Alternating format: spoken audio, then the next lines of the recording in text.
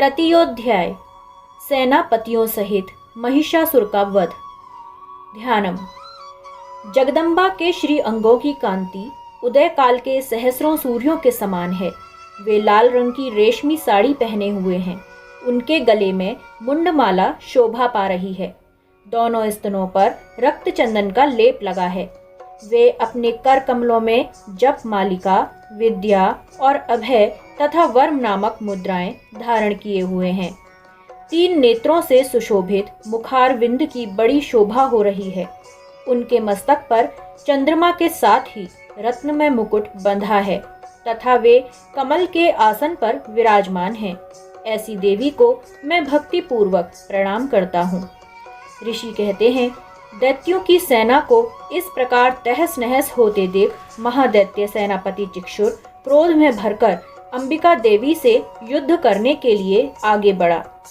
वह असुर रणभूमि में देवी के ऊपर इस प्रकार बाणों की वर्षा करने लगा जैसे बादल मेरुगिरी के शिखर पर पानी की धार बरसा रहा हो। तब देवी ने अपने बाणों से उसके बाण समूह को अनायास ही काटकर उसके घोड़ों और सारथी को भी मार डाला। साथ ही उसके धनुष तथा अत्यंत ऊंची ध्वजा को भी तत्काल काट गिराया।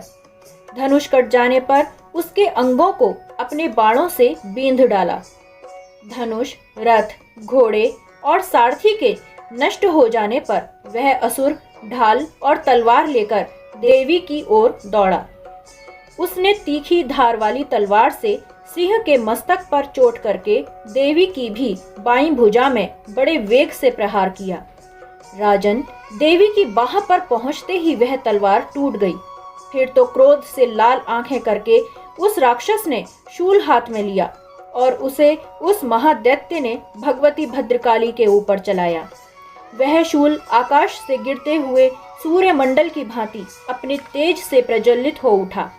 उस शूल को अपनी ओर आते देख देवी ने भी शूल का प्रहार किया। उससे राक्षस के शूल के सैकड़ों टुकड़े हो गए। साथ ही महादैत्य चिक्षुर की भी धज्जियां उड़ गईं। वह प्राणों से हाथ धो बैठा। महिषासुर के सेनापति उस महापराक्रमी चिक्षुर के मारे जाने पर देवताओं को पीड़ा देने वाला चामर हाथी पर चढ़कर आया। उसने भी देवी के ऊपर शक्ति का प्रहार किया, किंतु जगदम्बा ने उसे अपने हुंकार से ही आहत एवं निष्प्रभ करके तत्काल पृथ्वी पर गिरा दिया।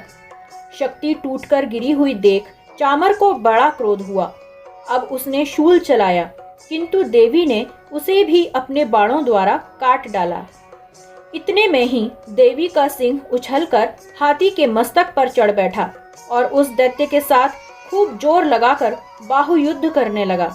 वे दोनों लड़ते लड़ते हाथी से पृथ्वी पर आ गए और अत्यंत क्रोध में भरकर एक दूसरे पर बड़े भयंकर प्रहार करते हुए लड़ने लगे। तदनंतर सिंह बड़े वेग से आकाश की ओर उछला और उधर से गिरते समय उसने पंजों की मार से चामर का सिर धड़ से अलग कर दिया।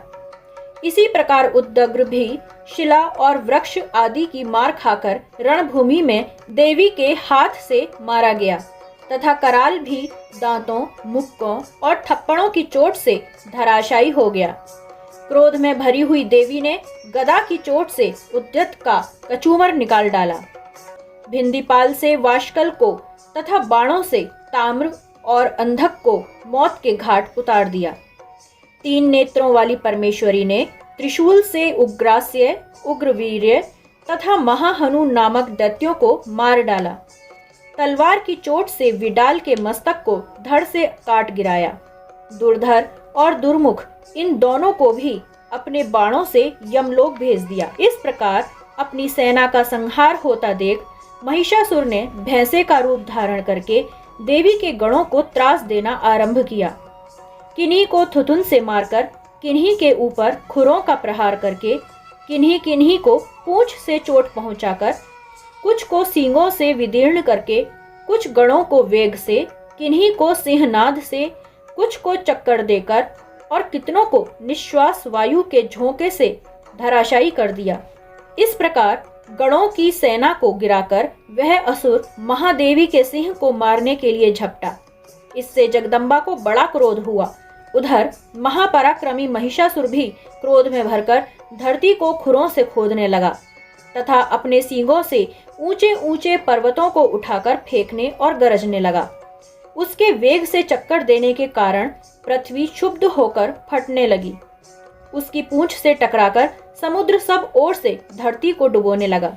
हिलते हुए सींगों के आघात से विदीर्ण होकर बादलों के टुकड़े टुकड़े हो गए। उसके श्वास की प्रचंड वायु के वेग से उड़े हुए सैकड़ों पर्वत आकाश से गिरने लगे। इस प्रकार क्रोध में भरे हुए उस महादैत्य को अपनी ओर आते देख चंडिका ने उसका वध करने के लिए महान क्रोध किया। उन्होंने पाश फेंककर उस महान असुर को बांध लिया। उस महासंग्राम में बंध जाने पर उसने भैंसे का रूप त्याग दिया और तत्काल सिंह के रूप में वह प्रकट हो गया। उस अवस्था में जगदम्बा जो ही उसका मस्तक काटने के लिए उद्यत हुई, यूं ही वह खड्गधारी पुरुष के रूप में दिखाई देने लगा। तब देवी ने तुरंत ही बाणों की वर्षा करके ढाल और तलवार के साथ उस पुरुष को भी बींध डाला।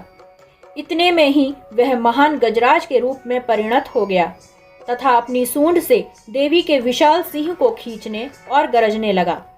खींचते समय देवी ने तलवार से उसकी सूंड काट डाली। तब उस महादैत्य ने पुनः भैंसे का शरीर धारण कर लिया और पहले की भांति चराचर प्राणियों सहित तीनों लोकों को व्याकुल करने लगा।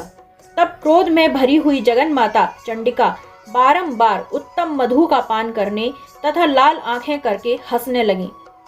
उधर वह बल और पराक्रम के मद से उन्मत्त हुआ राक्षस गरजने लगा और अपने सींगों से चंडी के ऊपर पर्वतों को फेंकने लगा। उस समय देवी अपने बाणों के समूहों से उसके फेंके हुए पर्वतों को चूर्ण करती हुई बोली। बोलते समय उनका मुख मधु के मद से लाल हो रहा था और वाणी लड़खड़ा रही थी।